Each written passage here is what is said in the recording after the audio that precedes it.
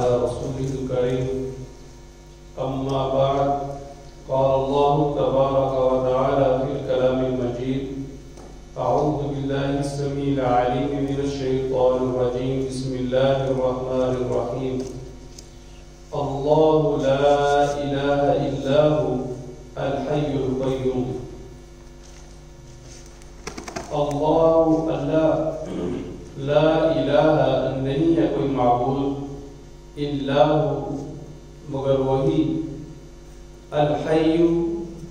ہمیشہ سے زندہ ہے القیوم ہمیشہ قائم رکھنے والا ہے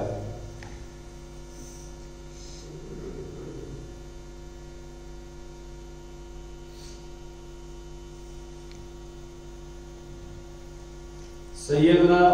ابی بن کعب رضی اللہ تعالی عنہ سے روایت ہے صحیح مسلم کے اندر موجود ہے فرماتے ہیں کہ اللہ کے نبی علیہ السلام نے مجھ سے سوال کیا اے ابو منذر سیدنا ابی بن کعب رضی اللہ تعالی عنہ کی کنیت فرمایا اللہ کے نبی علیہ السلام نے اے ابو منذر کیا تم جانتے ہو کہ قرآن مجید کی سب سے بڑی آیت کون سی ہے کہا میں نے جواب دیا اللہ و رسولہ عالم اللہ اور اس کا رسول بہتر جانتا ہے اللہ کے نبی علیہ السلام نے دوبارہ پھر سوال کر دیا اے ابو منذر کیا تم جانتے ہو کہ قرآن مجید کی سب سے بڑی آیت کون سی ہے فرماتے ہیں میں نے جواب دیا اللہ لا الہ الا ہو یعنی آیت الکرسی کی طرف اشارہ کیا اللہ کے نبی علیہ السلام نے جواب دیا ہے ابو منذر واللہ اللہ کی قسم تو نے سچ کہا ہے اللہ تجھ کو تیرا یہ علم مبارک کرے قرآن مجید کی سب سے بڑی آیت آیت الکرسی ہے اور یہ جو بڑی آیت کہا گیا ہے فضیلت اور عظمت کے اعتبار سے ہے ویسے قرآن مجید کی سب سے بڑی آیت دین ہے لیکن عظمت کے اعتبار سے سب سے بڑی قرآن کریم کے جو آیت ہے وہ آیت الکرسی ہے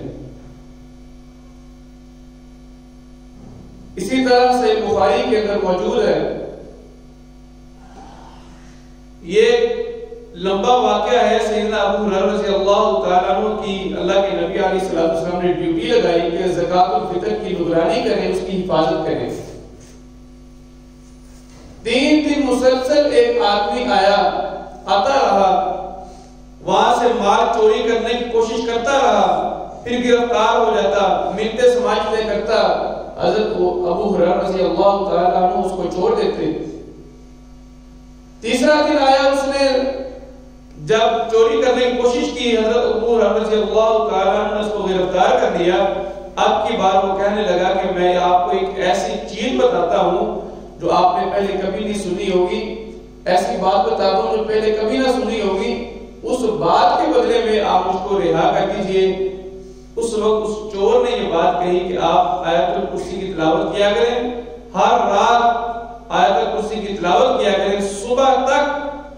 اللہ تعالیٰ ایک حفاظت کرنے والا آپ کے اوپر نگران مقرر کر دے گا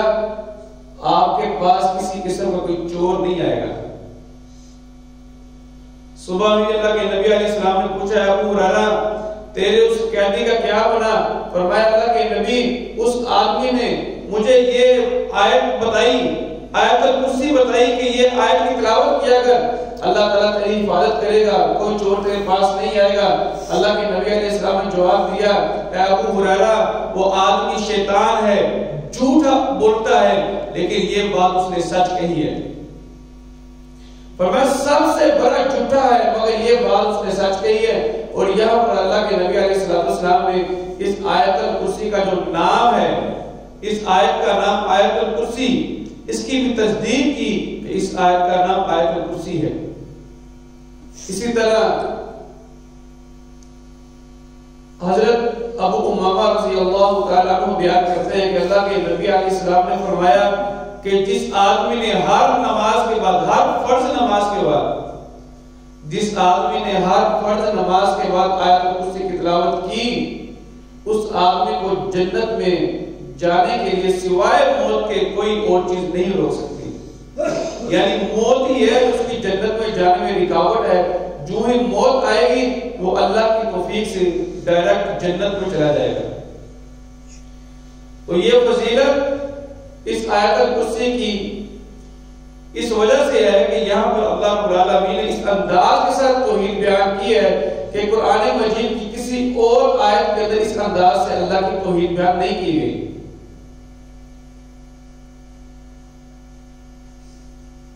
قرآن کریم کی سب سے چھوٹی سورت سورہ اخلاص ہے، 3 آیات ہے اس کی، اور اس آیت کے اندر وہ چھوٹی سی سورت مگر قرآن مجید کے تہائی حصے پر مشتمل ہے، یعنی تیسرا حصہ ہے قرآن کا، اور اس کی فضیلت کی وجہ بھی کیا ہے؟ اس میں توحید کا ذکر کیا گیا ہے، اور یہاں پر بھی اللہ رب العالمین کی توحید کا ذکر کیا گیا ہے، اور توحید کا اس انداز سے ذکر کیا گیا ہے کہ پہلے ایک دعویٰ پیش کیا گیا ہے۔ دعویٰ یہ ہے کہ اللہ لا الہ نہیں ہے کوئی معبود الا ہو مگر وہی، صرف اللہ ہی معبود ہے، صرف اللہ ہی حاجت روا ہے، صرف اللہ ہی مشکل کشا ہے، صرف اللہ ہی داتا ہے، صرف اللہ ہی غوث اعظم ہے، صرف اللہ ہی نجبات اور غریب نواز ہے، صرف اللہ ہی کار ساز ہے، اللہ کے علاوہ کسی کے پاس کوئی اختیار نہیں ہے، اللہ کے علاوہ کوئی بھی خواہ وہ کتنا ہی اللہ کا مقرب کیوں نہ ہو، ایک مکھی کے پر کے برابر بھی کوئی اختیار نہیں رکھتا۔ جو کام اللہ چاہے وہ کام کوئی اور کر لے اپنی مرضی سے، یہ نہیں ہو سکتا۔ اللہ چاہے منظور ہو تو کوئی انسان کسی سے کام کروانا چاہے تو ہو جاتا ہے، لیکن اگر اللہ کسی سے کوئی کام نہ لینا چاہے، کوئی کرنا نہ چاہے، تو کوئی آدمی پوری دنیا بھی مل کے وہ کام نہیں کر سکتی۔ تو یہاں پر اللہ رب العالمین کا ذکر 19 بار آیا ہے۔ اللہ تعالیٰ کے اسماء اور ضمائر کی صورت میں 19 بار اللہ کا یہاں پر ذکر ہے اس آیت کے اندر، اور اسی طرح اس آیت کریمہ کے اندر اللہ رب العالمین نے پہلے دعویٰ پیش کیا اور اس دعوے کے دلائل میں 11 دلیلیں پیش کی ہیں جو کہ ہم انشاءاللہ سماعت فرمائیں گے۔ فرمایا اللہ لا الہ نہیں ہے کوئی معبود الا ہو مگر وہی۔ ہماری توحید کا آغاز ہوتا ہے انکار سے، یعنی پہلے ہمیں انکار کرنا ہوتا ہے کہ اللہ کے علاوہ کوئی معبود نہیں ہے کوئی معبود۔ یہ نہیں ہے کہ توحید یہ ہے کہ یہ بات انسان مان لے کہ اللہ میرا خالق ہے، مالک ہے، رازق ہے، یہ توحید نہیں ہے۔ توحید میں سب سے پہلے غیر اللہ کا انکار ہے۔ لا الہ نہیں ہے کوئی معبود، لا الہ نہیں ہے کوئی حاجت روا، لا الہ نہیں ہے کوئی مشکل کشا، لا الہ نہیں ہے کوئی داتا، لا الہ نہیں ہے کوئی غوث اعظم، لا الہ نہیں ہے کوئی لجپال، لا الہ نہیں ہے کوئی دستگیر۔ اور آپ دیکھیں یہ ملک عزیز جو پاکستان لا الہ الا اللہ کی بنیاد میں بنایا گیا تھا، اس پاکستان کو ایک خطرناک سازش کے تحت شرک کا گہوارہ بنانے کی کوشش کی جا رہی ہے۔ انشاءاللہ اللہ تعالیٰ اس کوشش کو ناکام کرے گا۔ ہماری توحید کا آغاز ہی لا الہ الا اللہ سے ہوتا ہے۔ لا الہ نہیں ہے کوئی معبود الا ہو مگر وہی۔ اب کیوں اللہ معبود ہے؟ اللہ تعالیٰ نے سب سے پہلی دلیل جو پیش کی ہے، فرمایا الحی، وہ زندہ ہے، ہمیشہ سے زندہ ہے اور ہمیشہ زندہ رہنے والا ہے، نہ اس کی ابتدا ہے اور نہ اس کی انتہا ہے۔ صحابی رسول بیان کرتے ہیں سیدنا عمران بن حسین رضی اللہ تعالی عنہ، فرمایا کان اللہ ولم یکن شیء قبلہ، کہ اللہ رب العالمین ہمیشہ سے تھا اور اللہ سے پہلے کوئی بھی چیز موجود نہیں تھی۔ کان اللہ ہمیشہ سے تھا، وَلَمْ يَكُنْ شَيْءٌ قَبْلَهُ، اور اللہ سے پہلے کوئی بھی چیز موجود نہیں تھی۔ اللہ ہمیشہ سے ہے، ہمیشہ رہے گا۔ کوئی ایسی ذات اللہ کے علاوہ نہیں ہے جو ہمیشہ سے ہو اور ہمیشہ رہے۔ ہر انسان کو بلکہ ہر چیز کو زندگی اللہ عطا کرنے والا ہے اور آخر اس کا ایک ٹائم مقرر ہے اور اپنے مقررہ وقت پر اس کو موت آ جاتی ہے یا وہ ختم ہو جاتی ہے۔ اللہ نے قرآن کے دوسرے مقام پر اعلان کیا، فرمایا میں وہ اللہ ہوں جو ہمیشہ سے زندہ ہوں، ہمیشہ زندہ رہنے والا ہوں۔ تم جن کی عبادت کرتے ہو کیا وہ بھی ہمیشہ سے زندہ ہیں